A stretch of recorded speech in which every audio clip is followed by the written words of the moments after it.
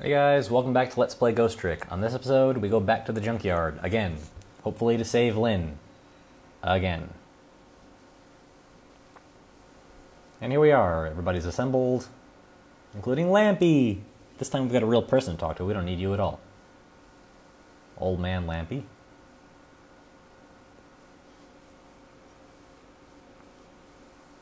Don't ask me, I'm just a lamp. So we've got our first objective, now that we've reached this new area, to get up there, again. A lot of retreading in this part of the game.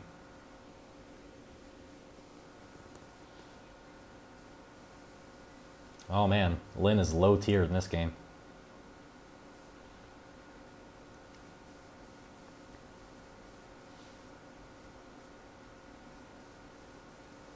So, back we go. In a minute. Everybody pose for the camera.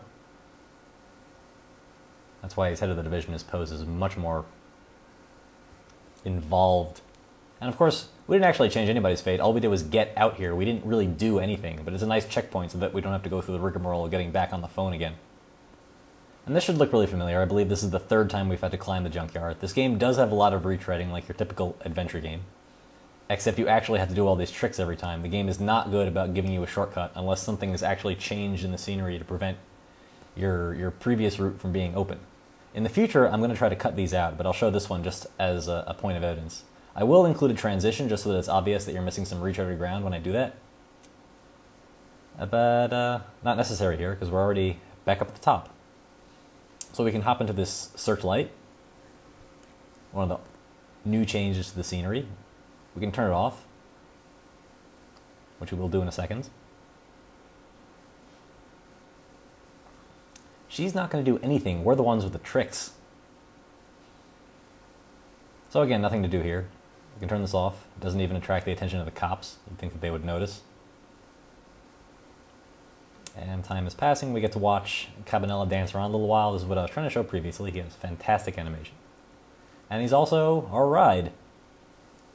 Here he comes. There we go. Thankfully, time is right in the first time. That would have been really annoying. Would have had to start all over again from the phone.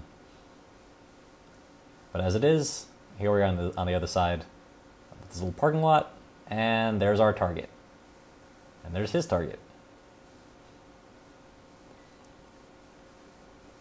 He's all fired up. I believe Tengo and Jigo are actually plays on certain Japanese prepositions, but I'm not really sure, not knowing the language.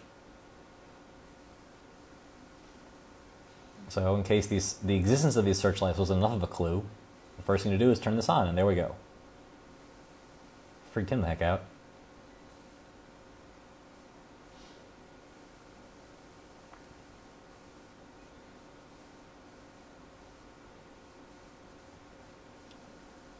So this will be the basic gist of the puzzle. We can use these searchlights to move the hitman around to a place where we can dispose of them permanently. And now you'll notice this cop wasn't moving before, he is now. And he again will be our ride back to the left for the next portion of this puzzle. It's almost like the opposite of a stealth-based game, where you actually have to wait for the guards to show up in the first place, and you always have to be within a certain distance of them in order to actually get anywhere. And as you can see, this is his sort of middle position.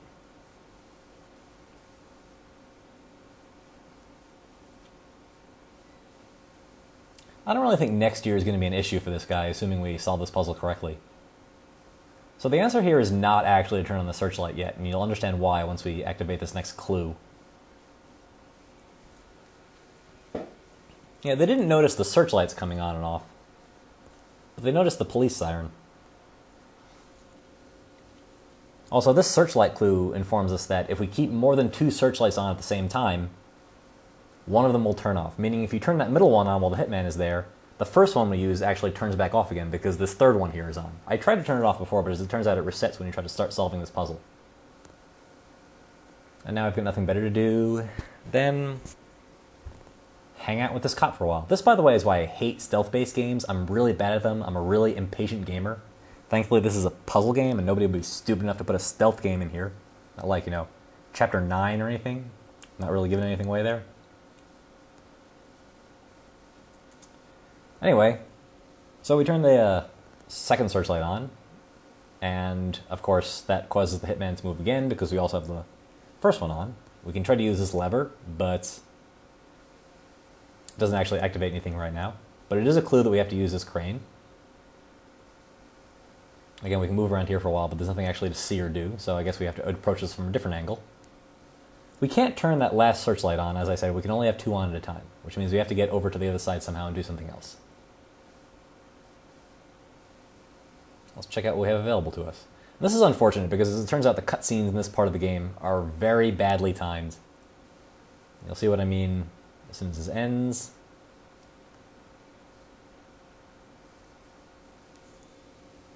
That will not be an issue. Of course, we have to be her assistant. She can't do anything for herself in this game. Stretch! It's the saddest thing when you can't reach anything. Your little tentacle does kind of auto-lock when you get close enough to something, but sometimes it just isn't long enough. And there's Cabanel's umbrella conveniently there, and the guitar from Chapter 1. Nothing really moves in this game. Up we go. We did this before. Through the umbrella. And boom!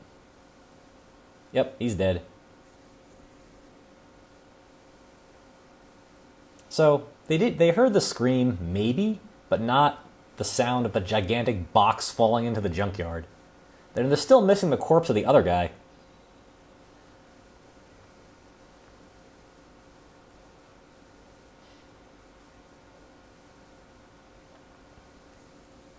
I don't know. If I was her, I'd be happy just to be alive right now, but, you know.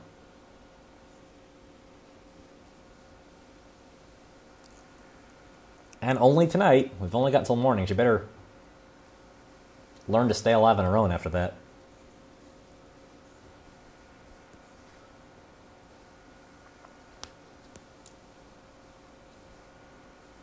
Well, we know, aside from that, we know that since Missile was able to talk to us, since he was awake when we saved his life, that we should be able to talk to Lynn, too. So I guess the next thing to do is go take a look for her.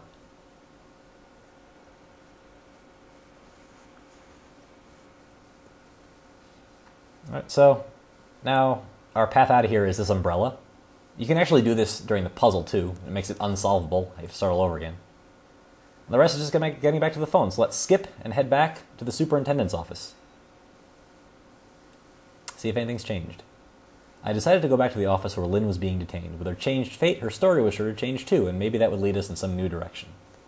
Now that Lynn is alive again, I wonder what she's doing. She said she was investigating an important case tonight. Could that case be connected to me in any way? Well, we know she's under suspicion for our murder. So certainly we were there for some reason. That brings us to the end of Chapter 4 and advances another few minutes. Not very long by comparison, though. That was pretty short. When Lynn lost her life for the second time, she was being detained in suspicion of my murder. But I saved her, hoping to solve my own mystery. Living creatures can choose to live their lives in one of 2 ways. They can submit to their fate, or they can try to change it. Lynn is actually in the 3rd camp, where she hires a ghost to change her fate for her. Let's see where the game's taking us for now.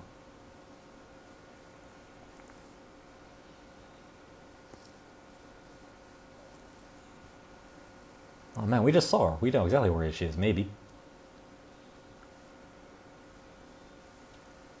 Oh wow, somebody needs some therapy, or is projecting severely.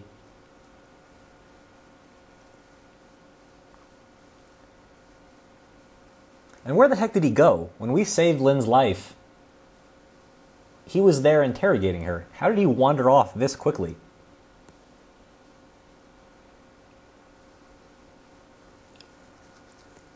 So you notice her notebook is still there too. We had examined it the last time, gotten the cop to notice it. But in this timeline, that didn't actually happen. This reminds me of a puzzle.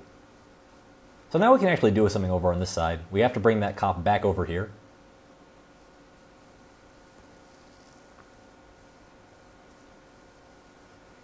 Again, you can go in the instruments, but you can't really do anything but examine. And they'll tell you the same thing that guy told you right now.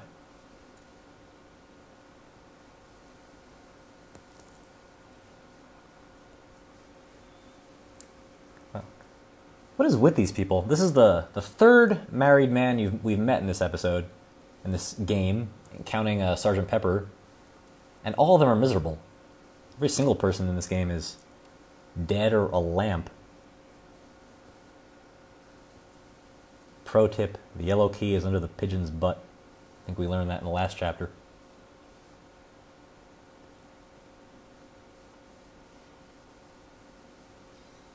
Trick time again. So our goal basically was to get the cop looking in this direction, view that little cutscene. Moving back over to the other side, the rolling stepladder actually gets his attention for some reason. And remember, again, since we're in a new chapter now, we can go down here, and there's actually an entire extra room. We can't really do anything down there. But that's the first time we actually saw that scene transition. So I guarantee we'll be back there pretty soon. And again, since we didn't bring this to this cop's attention in this timeline, we have to do it now. Might not actually be the same cop. This guy definitely takes the existence of this notebook with a very different tone than the guy in the last chapter.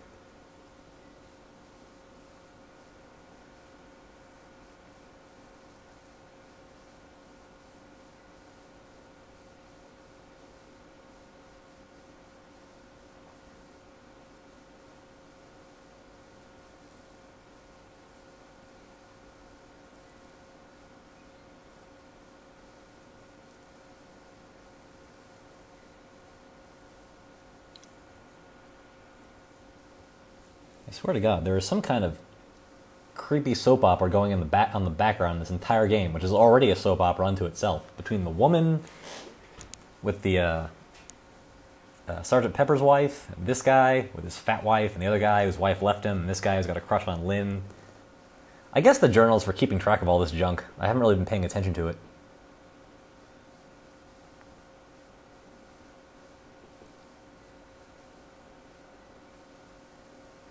What a surprise. Lynn the detective was calling the police office.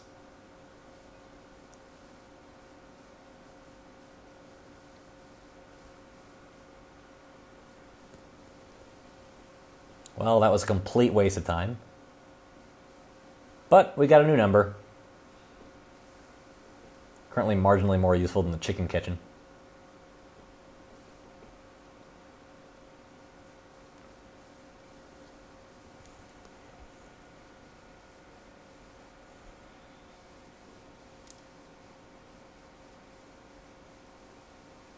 Anyway, so now we've got a new number, we've got a new place to go. There's not really any obvious clue right now, we can't really get anywhere else, so the only thing to do is go back to that place we just found out. And we will do that in the next episode of Let's Play Ghost Trick.